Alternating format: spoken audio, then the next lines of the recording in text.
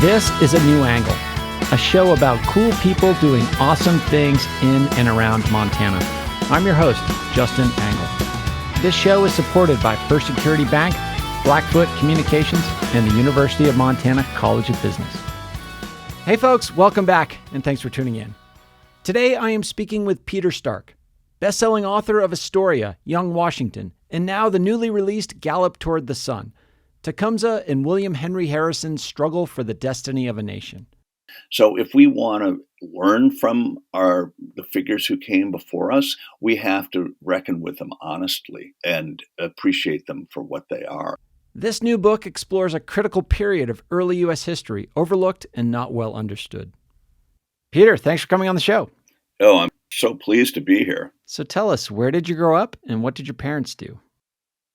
Well, I grew up in Wisconsin, and my parents were very adventurous and outdoorsy. And my father was actually a businessman, but he loved frontier history and doing crazy adventurous things. And my mom, likewise, very outdoorsy. She was, a homemaker, but then she became a professional landscape architect. She went back to school and got a degree.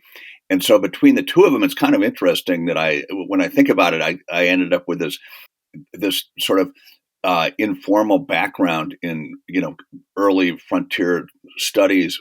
My mom would tell me about Aldo Leopold and John Muir and some of these famous Wisconsinites who were very early in the wilderness preservation movement, and I learned a lot about frontier history from my dad. So, and I took a whole lot of adventures with them and my three siblings. Yeah, well suited to your career pursuits. Your record as an adventure journalist is deep. And I suppose in that type of writing, you weave in a good amount of history into the stories you tell. But talk about that kind of transition in your career from, writing about adventure and exploration into your last two books are kind of pure history books. It was a really unexpected transition on my part. And as I was growing up, that was about the last thing I thought I'd ever do, is be writing about history as a career.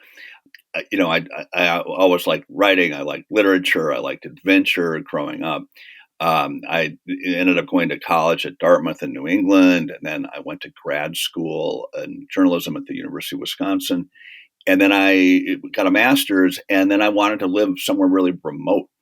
And I ended up in Missoula, Montana. It felt more remote then than it does now, and Sure. But I wanted to be in the mountains basically, and so I ended up working at in a sort of part-time correspondent-like way at the Missoulian, writing features, and then I quickly got into magazine writing for Outside magazine, especially. And Outside was then new. It was a new voice in the magazine world, and it was causing quite a stir and doing these edgy, adventurous things. So I started doing edgy, adventurous things for Outside magazine, like flinging myself off of a ski jump up in the Upper Peninsula of Michigan with the old Finnish jumpers, and doing the stuff that Outside editors bought into immediately. One of the biggest things I did, adventures, was a small kayak expedition down the Lugenda River in northern Mozambique, which was 750 kilometers down an African river that had never been fully paddled before. And it was this like really hair-raising adventure. You'd swing around a bend, this sort of jungly bend in a kayak, and you wouldn't know if there'd be a waterfall there, if there'd be a pod of hippos, if there'd be crocodiles leaping off the bank. It was just like completely edgy. And I was in my late 40s at that point, and I had two small children at home. And Amy, my wife, Amy Ragsdale, who taught for years in the dance program and ran the dance program at the University of Montana, was always encouraging my adventures. But she'd always say, but if you get killed, I'm going to be really angry. And so on this Africa river trip, it was like, okay, I think I've gone as far as I'm going to go. So I had been writing, and especially when I wrote that story, I wove in a lot of exploration history about the early explorers in Africa. At a certain point, my literary agent, Stuart Krichevsky in New York, said, you write really well about history. Have you ever thought about writing about history? And then it just sort of dawned on me, well, it's like, wow, a guy can really get himself killed doing this stuff, the crazy adventure stuff. And and maybe I should sort of pivot towards history. And so that's exactly what I did. And it worked out, amazingly well. So I started writing about exploration history, early Europeans going into, very foreign environments. And I was always fascinated Mhm. with the first contact between Europeans and indigenous people.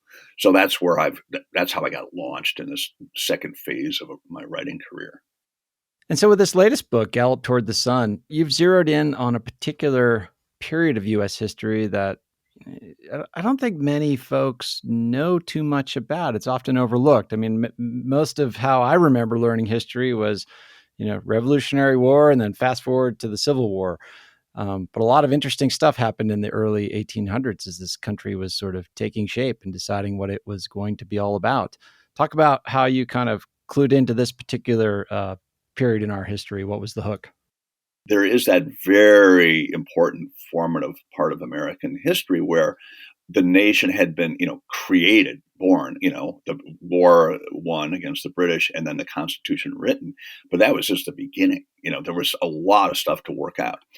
And the way I got into this from a couple of different routes, and they both led the same way, but the first book that I wrote was purely history. It was called Astoria, John Jacob Hmm. Astor and Thomas Jefferson's lost Pacific Empire, and it was about this time in 1810 when Fur Baron John Jacob Astor sent this huge expedition, essentially on the trail of Lewis and Clark 5 years later, to establish the first American colony on the West Coast. And it ended up being an incredible disaster with all sorts of crazy stories, but historically very significant.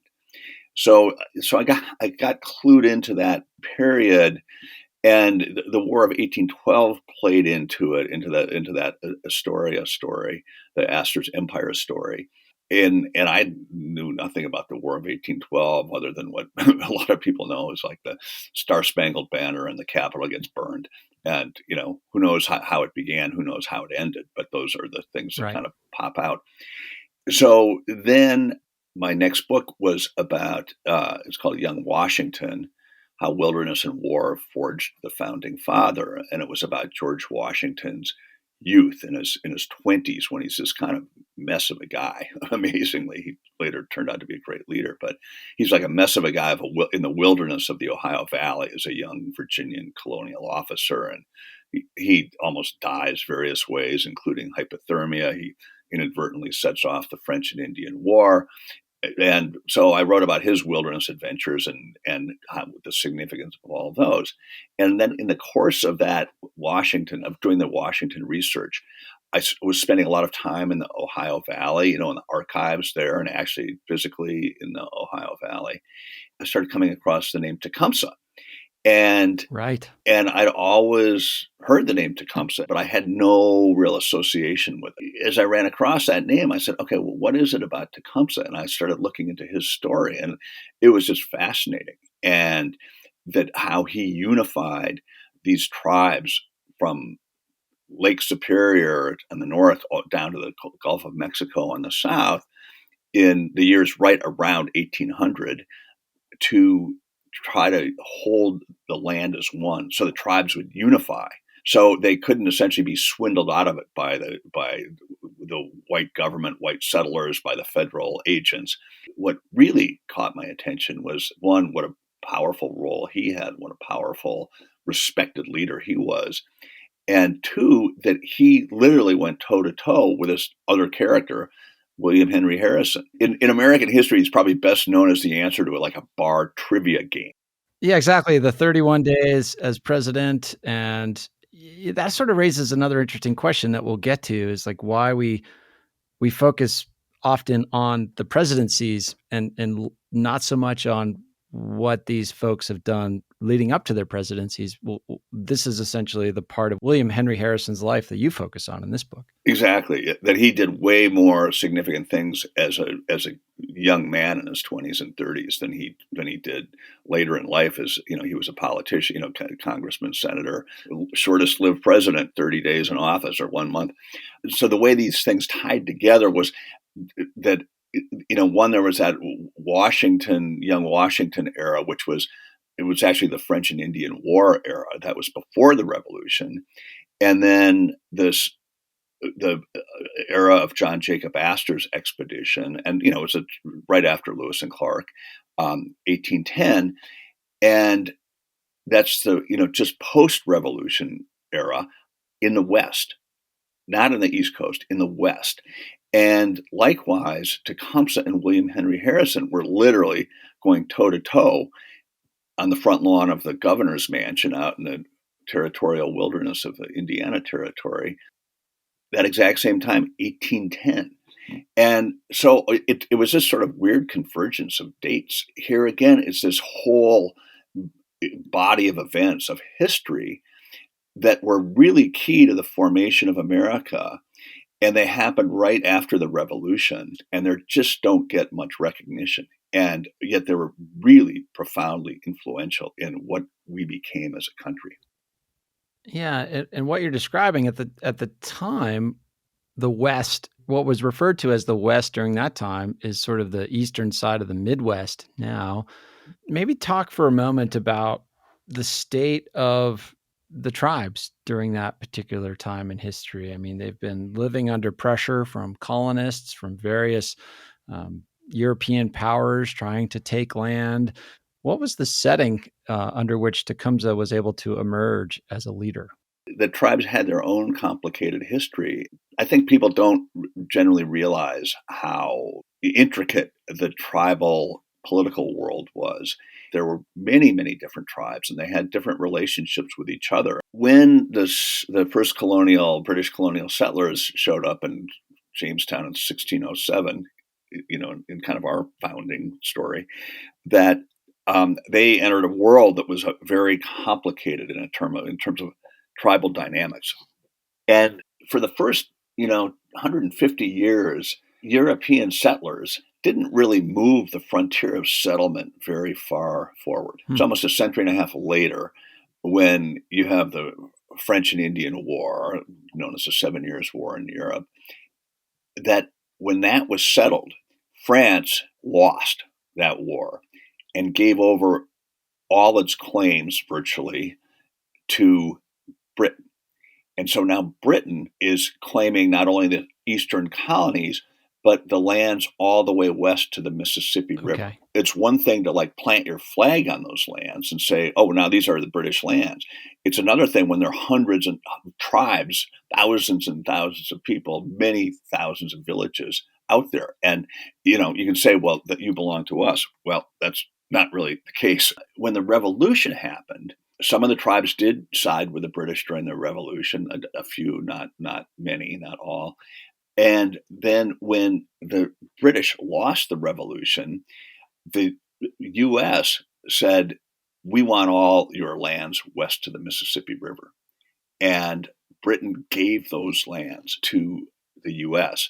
So now the U.S. is essentially planting its flag in those lands. But the line of settlement was still back at the Appalachians or a little beyond the Appalachian crest. So what you have is the British colonies, 13 colonies now become the 13 states that go up to the Appalachians and a little farther. Technically, the United States extends all the way to the Mississippi River. The young United States thinks those are its lands, yet there are all these tribes there. So what do? And that's where we get really tangled up, and that's where this story leads, basically. We'll be back to my conversation with Peter Stark after this short break. A New Angle is supported by First Security Bank, Blackfoot Communications, and UM's College of Business. Access to capital, broadband, and education are 3 ingredients any community needs for success. This is Meg Oliver, CBS News correspondent, and you're listening to A New Angle. Welcome back to A New Angle. I'm speaking with Peter Stark about his latest book, Gallop Toward the Sun.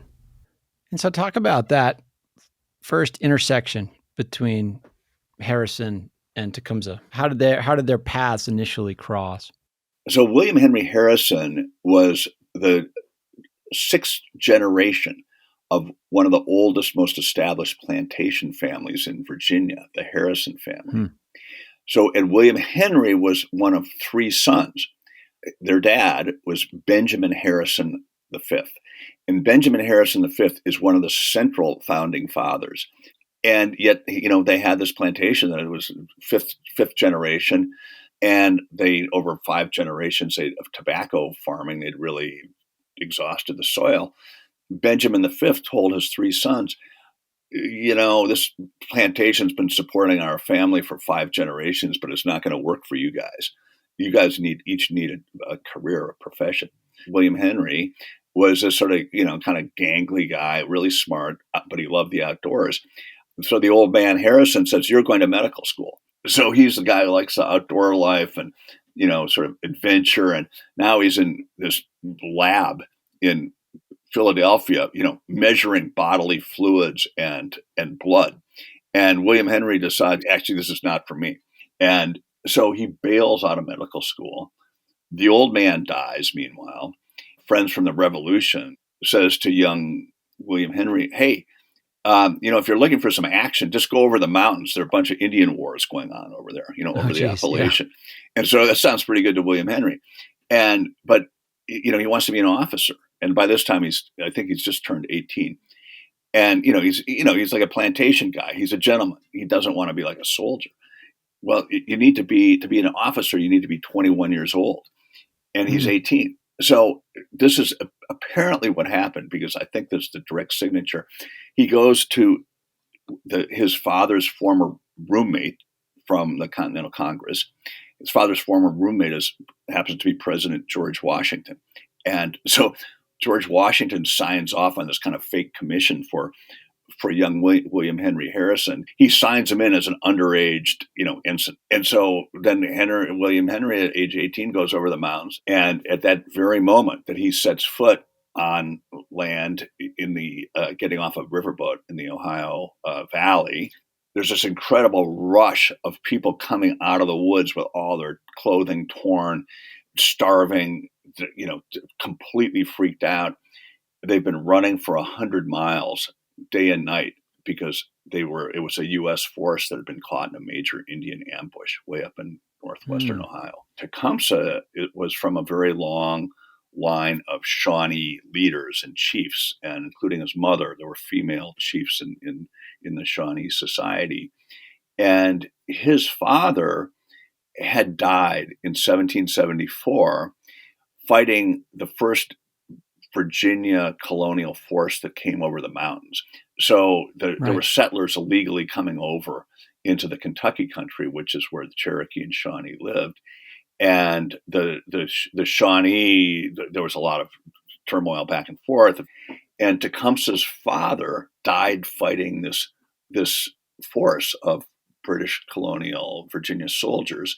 In his dying words, he told his oldest son, who was kind of an observer at this battle, he told his oldest son, I want you to raise your brothers to be honorable warriors, to be brave, to be, respectful, and to never give in to the whites. And so that was the word that came down in Tecumseh's family line. All the Tecumseh's brothers rose up to become Shawnee warriors to resist the continuous white onslaught coming over the mountains into the Kentucky and Ohio country. Western expansion wasn't a foregone conclusion. It was sort of a thing that was explicitly decided was going to be a policy at this time. And then there was conflict. I mean, talk about the decision to sort of make that an explicit aim of the new country. There's stories of a secret letter from Jefferson talking about trying to swindle the tribes out of their lands. Like this was the formation of a policy of expansion sort of unfolding in real time in this moment. When the U.S. was founded, after the Declaration, after winning the war, as the Constitution was being written, the founding fathers had to figure out, okay, if we're going to grow larger than these 13 colony states, how are we going to do that? What's the mechanism? So they came up with this kind of template to absorb new lands into the fledgling United States. And the first big chunk that they tried to absorb was called the Northwest Territory. They designated it the Northwest Territories. And it was very explicit in that mechanism. Utmost respect will always be shown towards the Indian tribes. Their lands will never be taken from them without their consent. It's just black and white. So that was the aegis under which this whole Westward movement was starting to move forward. However, there are all these tribes out there, land agents, settlers, were using kind of every device they could to convince tribes to sign treaties to give up their lands or to turn the legal rights to their lands over to the United States. So then the United States could hold legal rights to the lands, and then the United States could turn the lands into states. Right. And all grounded in the assumptions of the white folks, legal theory and legal treaties and all these mechanisms that are completely at odds or completely foreign to the tribal leaders that they're negotiating with. Yeah, the whites are throwing down this legal system that means nothing to them. I mean, it's almost like a misnomer to even call these things treaties because they're not really even agreements.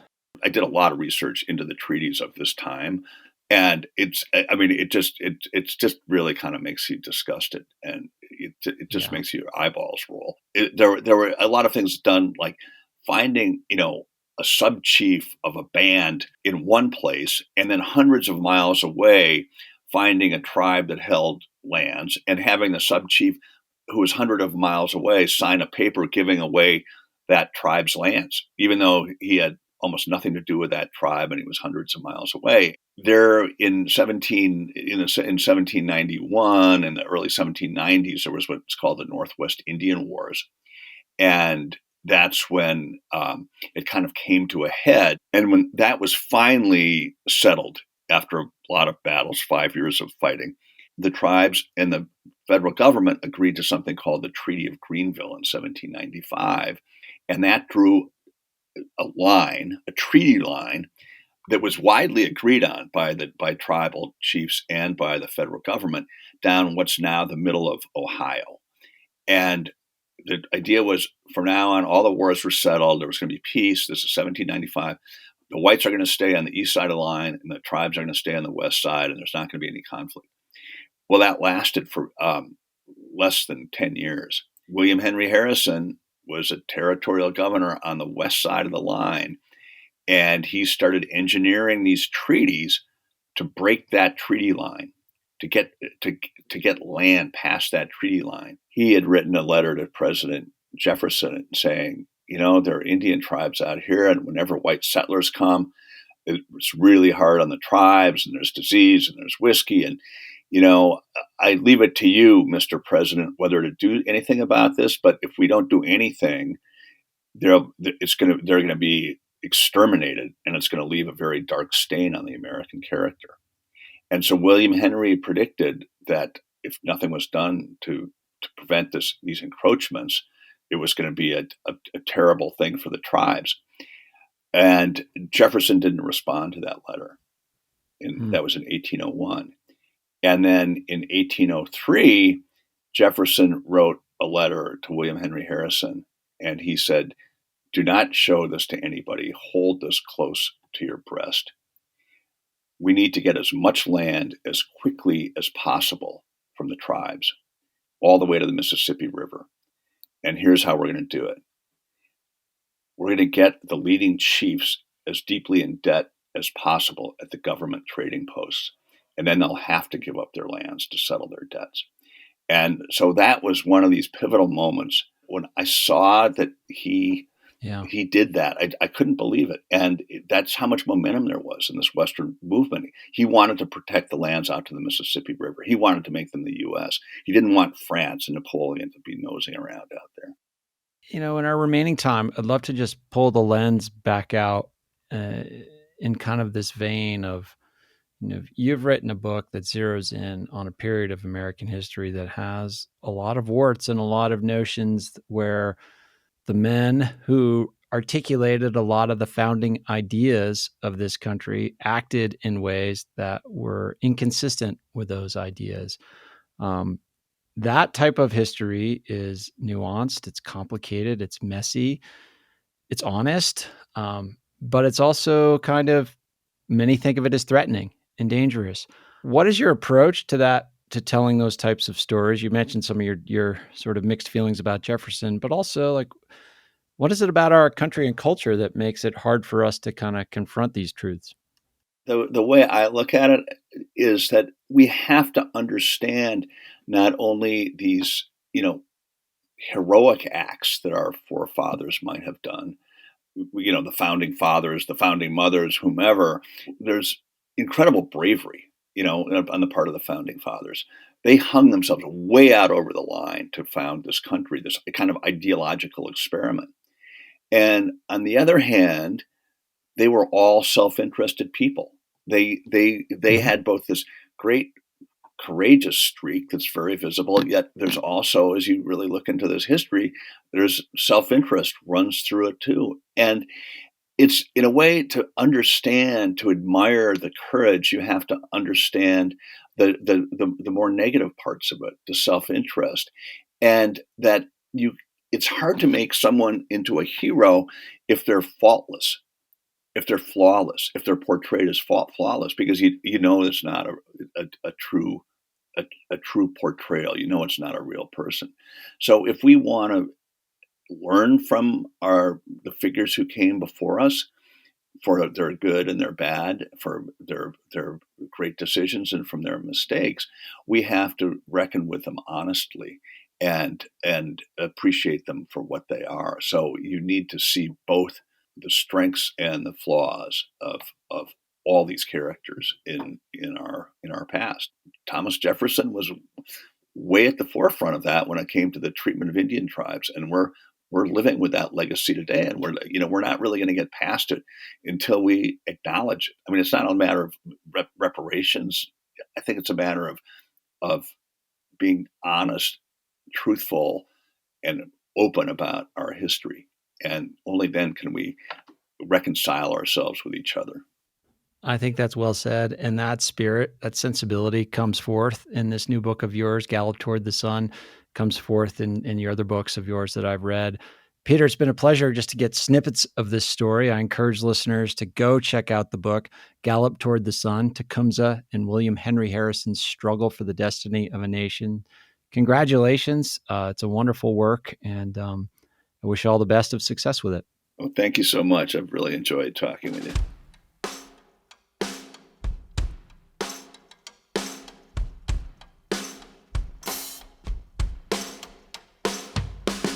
Thanks for listening to A New Angle. We really appreciate it. And we're coming to you from Studio 49, a generous gift from UM alums Michelle and Lauren Hansen. A New Angle is presented by First Security Bank, Blackfoot Communications, and the University of Montana College of Business. With additional support from Consolidated Electrical Distributors, Drum Coffee, and Montana Public Radio. Keely Larson is our producer. Ella Hall is our production assistant. VTO, Jeff Ament, and John Wicks made our music, and Jeff Meese is our master of all things sound. Thanks a lot, and see you next time.